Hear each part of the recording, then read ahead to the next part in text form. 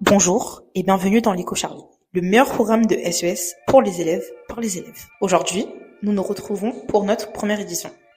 Plusieurs rubriques seront abordées, notamment l'actualité économique, politique et sociale, l'environnement et l'économie locale, le coin de cours et finalement le débat. Donc, le coin de l'actualité, la rubrique qui nous parle de l'actualité sociale, économique et politique dans le monde.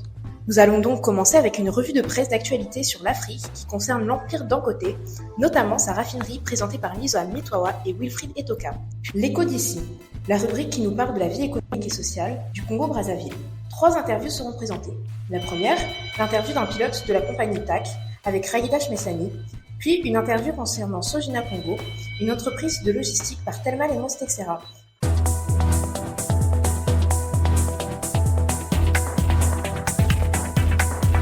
Aliko Dangote. Aliko Dangote est né en 1957 à Kano au Nigeria dans une famille musulmane influente et fortunée.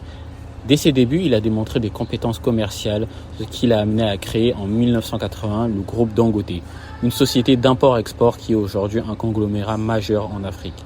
Souvent cité comme l'homme le plus riche d'Afrique, Dangote a bâti sa fortune sur le ciment, le sucre et les produits alimentaires et maintenant le pétrole. Sa vision est d'aider l'Afrique à réduire sa dépendance aux importations et de créer des infrastructures pour l'autosuffisance.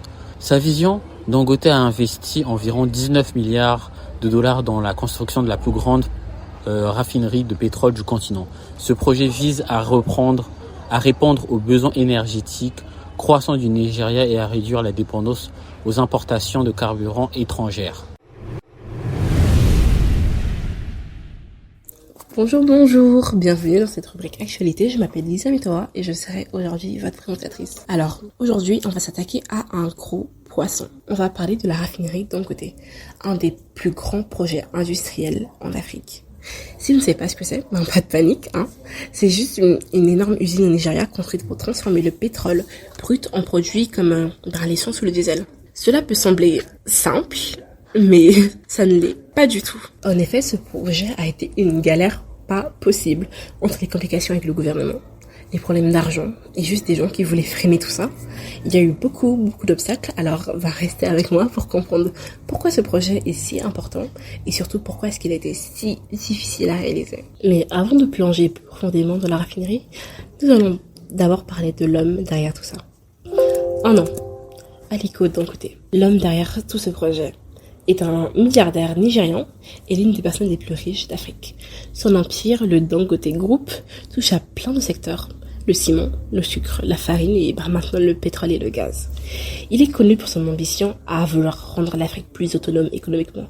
La raffinerie, c'est un peu son projet de rêve, son moyen de réduire la dépendance du Nigeria et de booster l'économie locale. Bref, c'est un entrepreneur visionnaire qui voit un peu son rêve se concrétiser dans cette fameuse raffinerie. Parlons-en d'ailleurs de cette raffinerie. La raffinerie Dangote est située à Lekki, une zone industrielle à Lagos, au Nigeria, avec une capacité de 650 000 barils par jour. C'est la plus grande raffinerie d'Afrique. Elle est l'une des plus grandes au monde d'ailleurs. Elle est conçue pour produire de l'essence, du diesel, du carburant pour avions et même du plastique. Mais ce n'est pas juste une usine. Dangote a aussi dû construire un port privé pour acheminer certains équipements qui étaient, si énormes qu'ils ne pouvaient pas rentrer dans les ports traditionnels. Donc on peut dire que cette usine, cette raffinerie n'est pas qu'une raffinerie, mais un projet colossal, une infrastructure énorme et hyper important, surtout au Nigeria, car même si nous savons tous que le Nigeria est un des plus grands producteurs de pétrole brut dans le monde, il est moins connu que le Nigeria est aussi un très grand importateur de produits raffinés. En effet, malgré cette richesse, le pays est totalement dépendant des importations pour ses produits raffinés, comme l'essence ou le diesel. C'est dingue, pas vrai? En gros, le pétrole brut extrait au Nigeria est exporté vers d'autres pays où il est transformé en produits utilisables.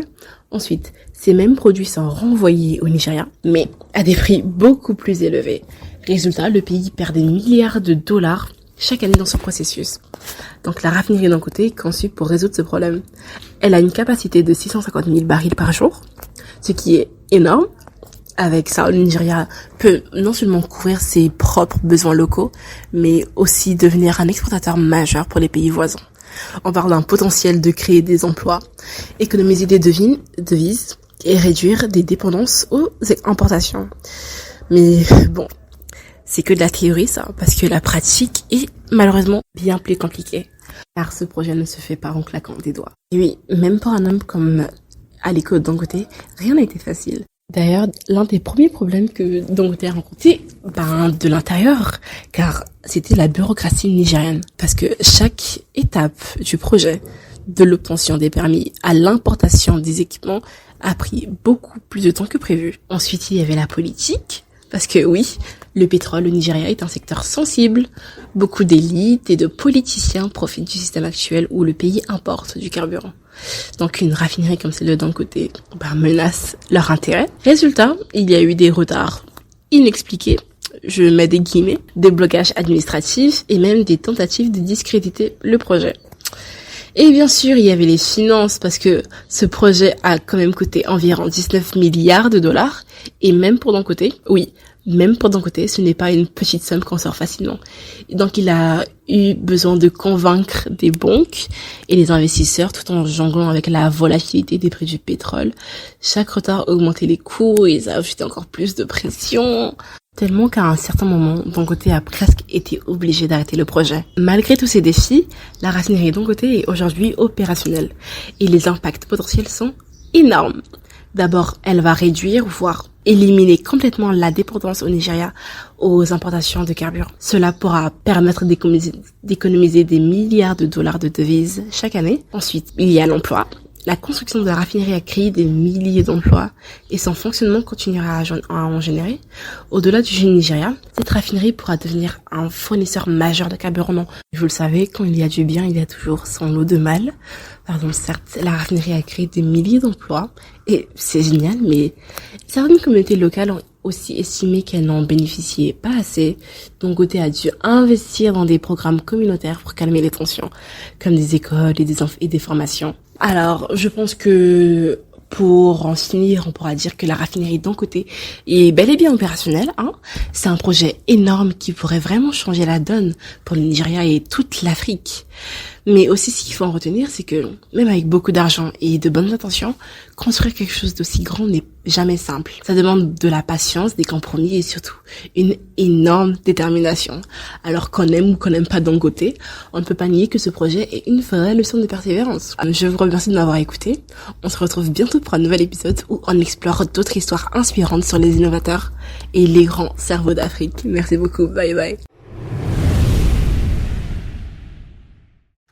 Maintenant, après la superbe présentation de ma très chère camarade, nous allons nous pencher sur l'affaire qui nous intéresse aujourd'hui. Pour remettre un peu de contexte, depuis sa mise en service en janvier 2024, la raffinerie rencontre des problèmes d'approvisionnement en pétrole brut nigérian, en raison de vols de pétrole et d'autres facteurs. Actuellement, elle ne produit qu'environ 300 000 barils par jour, bien en dessous des 650 000 barils prévus.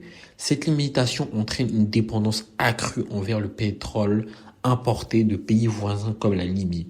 Cela a des impacts économiques. Le projet Dangote a soulevé de nombreux espoirs au Nigeria, notamment pour aider le Nigeria à se débarrasser de ses coûteuses importations de carburant. Cependant, la raffinerie est confrontée à une pression économique intense et à une opposition des grandes compagnies pétrolières qui contrôlent une part importante du marché. Cela crée un défi pour Dangote qui doit jongler entre les coûts élevés d'importation de brut et une régulation stricte du gouvernement qui semble porter ses faveurs vers les grandes compagnies pétrolières. L'affaire a également un impact social important alors que la raffinerie était censée réduire les pénuries de carburant au Nigeria. Les retards et les problèmes d'approvisionnement ont prolongé les difficultés pour la population, entraînant parfois des files d'attente importantes pour le carburant. Les accusations de Dangote envers les multinationales pétrolières, qu'il compare à une mafia cherchant à saboter son projet, montrent également la complexité de l'industrie énergétique au Nigeria et les tensions qui entourent ce secteur.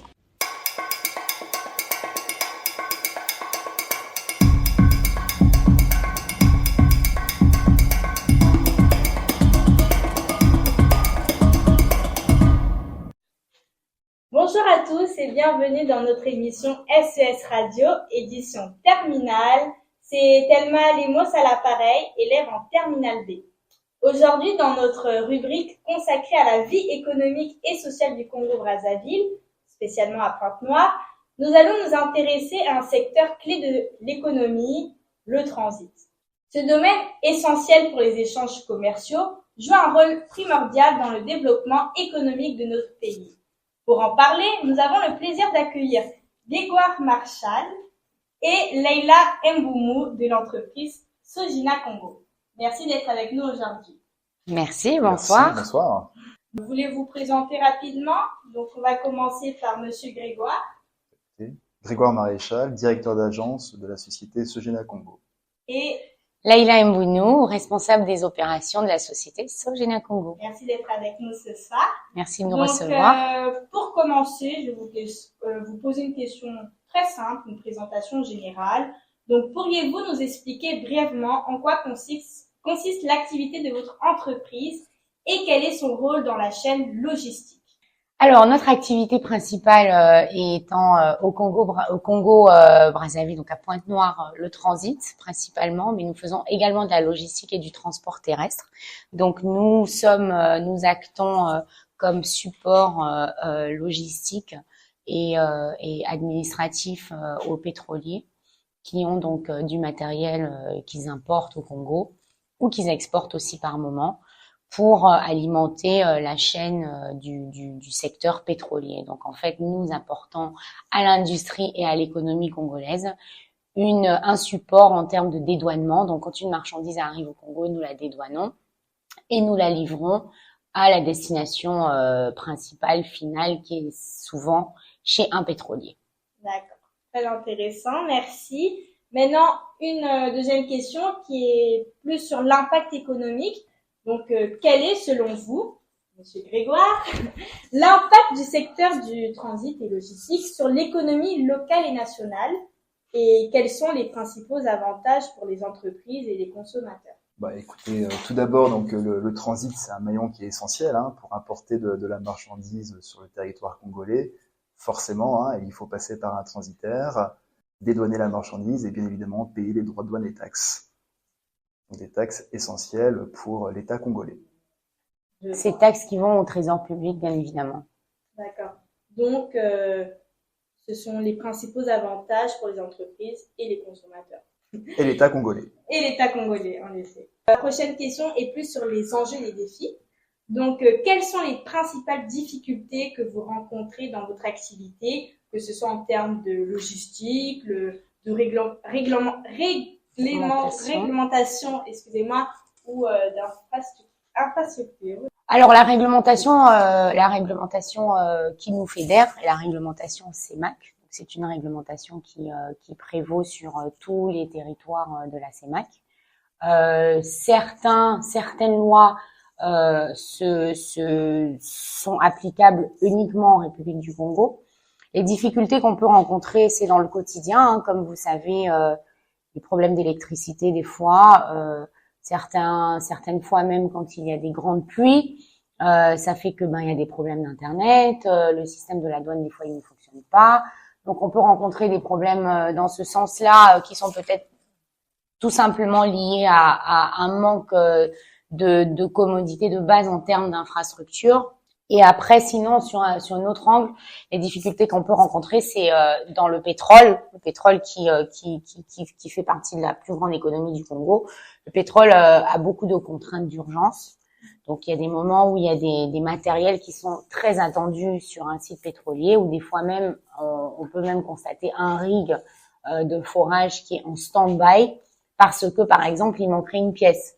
Donc les difficultés qu'on peut rencontrer ici, c'est des fois en termes de transit time. Si une marchandise arrive par navire, elle peut prendre plus de temps qu'on prévoit, qu'on pensait. Par exemple, au niveau du transbordement, si ça devait transborder sur un autre pays, ça peut prendre du retard là-bas. Après, en termes d'infrastructures aussi, on a quand même les infrastructures de base qu'il faut pour opérer dans notre activité.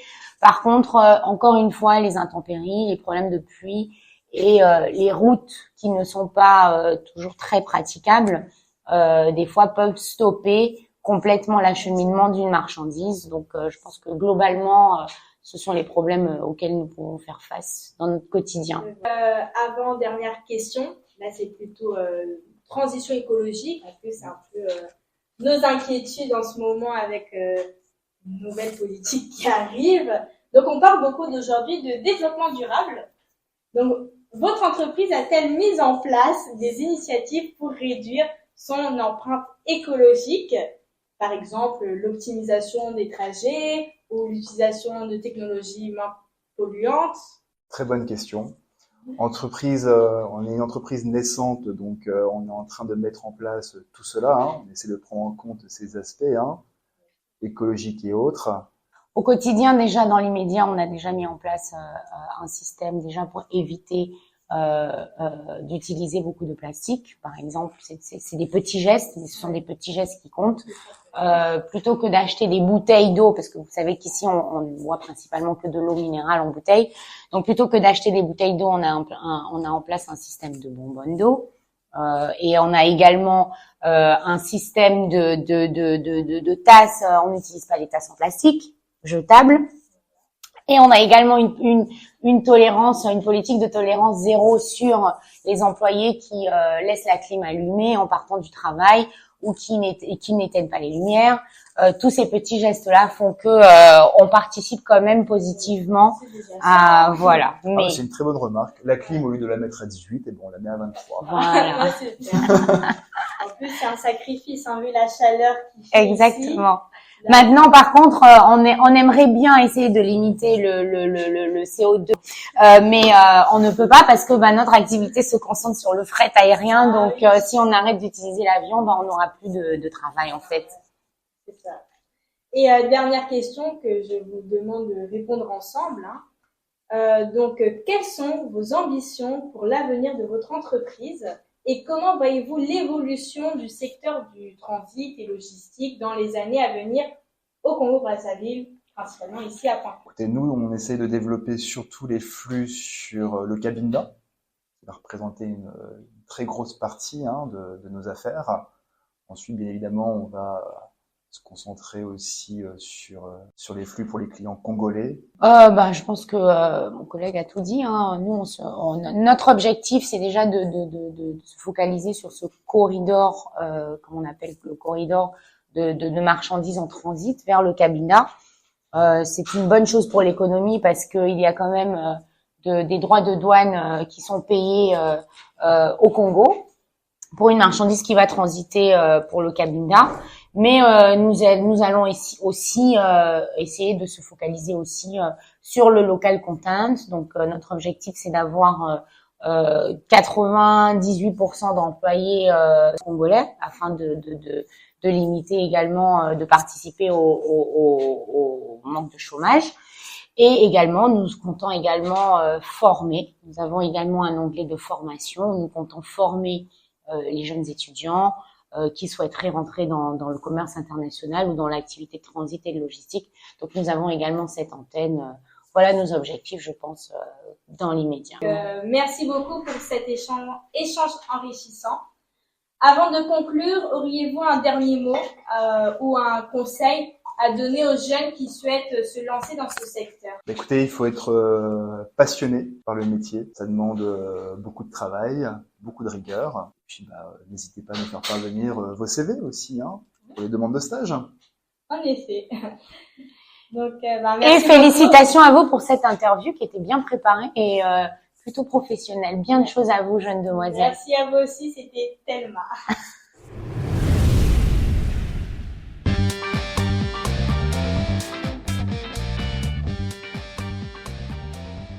Bonjour à toutes et à tous, et bienvenue dans cette édition spéciale consacrée à l'économie du Congo-Brazzaville. Aujourd'hui, nous avons le plaisir d'accueillir Monsieur Smesani, directeur de Transair Congo, une société qui joue un rôle majeur dans le dynamisme économique de notre pays, notamment dans le secteur des transports aériens. Cet entretien, mené par nos journalistes Ragida Smesani et Kaba Kaorone, nous permettra de découvrir comment Transair Congo contribue au développement national en innovant et en relevant les défis propres à notre environnement économique. Nous aborderons notamment les perspectives d'avenir, les stratégies mises en œuvre et l'impact de l'entreprise sur l'économie locale. Sans plus attendre, invitons M. Smesani à nous partager sa vision et son expertise pour l'avenir du secteur aérien et plus largement pour l'économie du Congo-Brazzaville. Bonjour Monsieur Afik, moi je suis Raïda. Et moi Karl René. Nous allons maintenant vous poser quelques questions. Pouvez-vous vous présenter et présenter votre entreprise? Bonjour, je m'appelle Wafik Choumessani et je représente la compagnie aérienne Transair Congo. C'est une compagnie de droit congolais qui existe depuis plus de 30 ans et qui opère sous le ciel congolais depuis 1993. Merci pour cette réponse. Pouvez-vous nous expliquer les activités principales de votre entreprise? Les activités principales sont le transport aérien passager et le transport de fret sur le territoire national. Et à un moment donné, Transair Congo servait également la sous-région, c'est-à-dire Libreville, Douala, Cotonou et même Abidjan. Et comment est organisée votre entreprise? Par là, j'entends vos services, les salariés et tout ce qui entoure. L'entreprise est organisée selon les normes de l'OACI en matière d'aviation civile, c'est-à-dire qu'il y a une direction générale, et une direction des opérations au sol, une direction des opérations de vol, une direction technique, une direction d'assurance qualité qui veille au suivi de tous les autres départements, et bien évidemment un département qui est la direction commerciale. D'accord, très bien. Quels sont les atouts majeurs de votre entreprise? Les atouts majeurs, c'est que Transair Congo a toujours été une compagnie innovante qui a ramené les avions les plus performants opérant sur les vols domestiques. Merci beaucoup. Et quels sont les défis majeurs auxquels est confrontée votre entreprise? Les principaux défis sont bien évidemment tout ce qui concerne les taxes, tout ce qui concerne le suivi technique, parce que comme vous le savez, tout ce qui est service technique doit être relié à des centres de maintenance qui sont hors du Congo, qui sont notamment en Afrique du Sud, en Éthiopie, en Turquie ou en Jordanie. D'accord. Et comment voyez-vous l'avenir de votre entreprise? Transair Congo aujourd'hui 30 ans, je crois que c'est une longévité qu'en Afrique centrale qui a passé énormément de temps. Là, on est en phase de rénovation. Il y a des nouveaux appareils de type Embraer, c'est des appareils entre parenthèses modernes qui vont bientôt arriver pour opérer sous le ciel congolais. Et je pense qu'on va développer une nouvelle activité qui va être le transport, comment dirais-je, sous des labels européens. C'est très intéressant ce que vous nous dites là. Et pour finir, quel conseil pouvez-vous donner à un jeune qui voudrait s'engager dans ce secteur un jour? Le transport aérien, c'est un grand domaine. Donc, pour les jeunes qui aiment tout ce qui concerne l'aviation, les aéroports, j'encourage que tous les jeunes puissent poursuivre des études, et plus précisément les pilotes, parce que c'est d'une part un métier bien sûr noble, mais très très très intéressant. D'accord, merci Monsieur Wafik. Merci. Merci à vous. Merci. À travers cet échange, nous avons pu mieux comprendre le rôle essentiel de Transair Congo dans le développement économique du pays. Transair Congo, acteur clé du transport aérien national depuis 1993, s'organise autour de directions spécialisées pour assurer ses opérations. La compagnie se distingue par l'introduction d'avions performants sur les lignes domestiques, contribuant ainsi au développement économique du Congo. Malgré des défis tels que les taxes élevées et la dépendance à des services techniques externes, elle envisage l'avenir avec optimisme, prévoyant l'intégration d'appareils modernes. Enfin, le directeur encourage vivement les jeunes passionnés d'aviation à se lancer dans ce domaine, en particulier dans le métier de pilote qui offre de nombreuses opportunités. Son message est clair. L'aviation est un secteur exigeant mais passionnant et ceux qui s'y engagent avec détermination peuvent y construire une carrière enrichissante.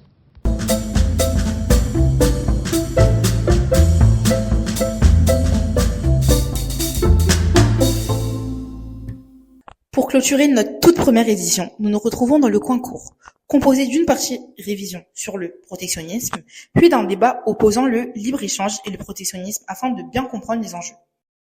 Aujourd'hui, dans ce petit point court, nous verrons une notion importante et qui fait souvent débat, le protectionnisme. Pour bien comprendre, on va d'abord parler de son opposé, le libre-échange. Donc imaginez un grand marché mondial où chaque pays peut échanger ses produits librement, sans taxes ni restrictions. C'est ça le libre-échange. Chacun joue sur ses points forts pour produire ce qu'il fait de mieux et l'échanger avec les autres. Par exemple, un pays qui cultive beaucoup de café peut en vendre partout dans le monde, pendant qu'il importe des voitures fabriquées ailleurs.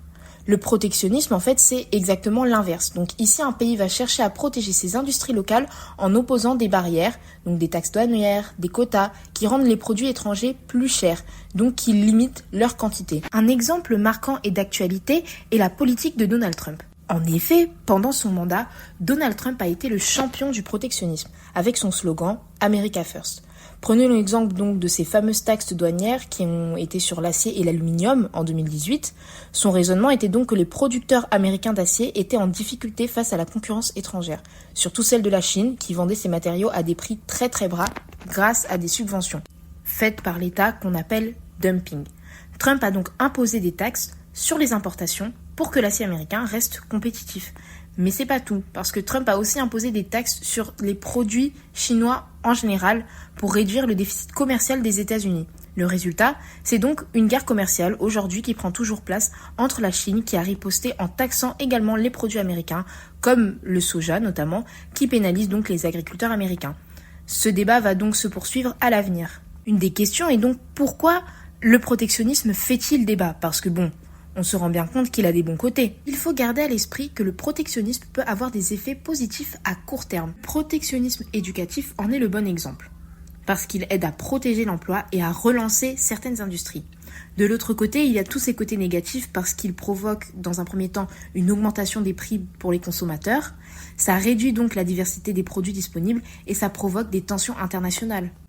Et vous, qu'en pensez-vous ? Protectionnisme ou libre-échange ? Bonjour à tous. Aujourd'hui, nous allons vous parler d'un sujet crucial pour l'économie mondiale. Nous avons alors sur notre plateau deux invités, Madame Carl René qui défend le protectionnisme. Bonjour Madame. Bonjour. Ainsi que Madame Luna qui défend le libre-échange. Bonjour. Le libre-échange est un système dans lequel les échanges internationaux entre États sont libres. Et le protectionnisme est une politique douanière qui vise à protéger l'économie nationale contre la concurrence étrangère. Ces deux approches opposées soulèvent des questions majeures. Quelle politique favorise le mieux la croissance économique, la justice sociale et la souveraineté nationale? À l'issue de ce débat, nous conclurons alors laquelle de ces deux mesures est la plus efficace et la plus bénéfique pour un État. Passons alors tout de suite à la première question. Pourquoi votre modèle économique est-il le plus avantageux? Le protectionnisme est essentiel pour protéger les entreprises locales des géants étrangers qui pratiquent parfois du dupe. Il permet également de maintenir l'emploi dans les secteurs stratégiques et de garantir une autonomie économique, surtout dans des domaines cruciaux comme l'agriculture ou l'industrie. Je vais également vous illustrer cela avec un exemple. En Corée du Sud, ils ont fait le choix de protéger ces entreprises technologiques, mais aujourd'hui, elles sont plus que compétitives. En effet, elles sont numéro 1 à l'échelle mondiale, qu'il s'agisse de sociétés telles que Samsung ou LG, qui sont aujourd'hui plus que compétitives. De mon côté, le libre-échange favorise une spécialisation des pays dans ce qu'ils produisent le mieux, augmentant ainsi l'efficacité et la croissance mondiale. Il offre aussi aux consommateurs plus de choix à des prix plus compétitifs et encourage les entreprises locales à innover pour rester compétitives. Quel impact a alors chacun de ces modèles sur les emplois? Le protectionnisme sauvegarde les emplois locaux. Prenons l'exemple des industries manufacturières. En imposant des droits de douane élevés sur les produits importés, on empêche la délocalisation massive et la destruction de nos bassins d'emploi. Pour le libre-échange, il peut entraîner des pertes d'emplois dans certains secteurs, mais il en crée dans d'autres, souvent beaucoup plus innovants. Par exemple, la mondialisation a permis l'émergence de nouvelles industries technologiques qui n'auraient pas vu le jour dans un système protectionniste. Comment ces modèles répondent-ils aux crises environnementales? Le protectionnisme est une réponse efficace. Il limite les transports internationaux, réduisant ainsi l'empreinte de carbone. De plus, il encourage la relocalisation des industries, ce qui est bénéfique pour produire localement et durablement. Il permet également, comme l'on a L'on peut le constater avec l'exemple de l'Union européenne qui impose des normes strictes sur les produits importés afin de garantir qu'ils respectent certaines règles écologiques et sociales, limitant ainsi la concurrence déloyale. Le libre-échange, quant à lui, il favorise la diffusion des technologies vertes et permet aux pays d'accéder à des solutions innovantes pour lutter contre le changement climatique. Les échanges mondiaux sont indispensables pour développer une coopération internationale face à ces défis globaux. Merci à nos deux invités pour cet échange passionnant. Comme nous venons de le voir, le débat entre protectionnisme et libre-échange est complexe, avec des avantages et des inconvénients pour chaque modèle. Ce choix repose souvent sur un équilibre entre compétitivité économique, souveraineté nationale et justice sociale. À vous, chers auditeurs, de vous forger votre propre opinion. Merci et à bientôt. Merci d'avoir écouté la toute première édition de l'Écho Charlie. Nous espérons qu'elle vous aura plu. Merci à tous les participants et Monsieur SES.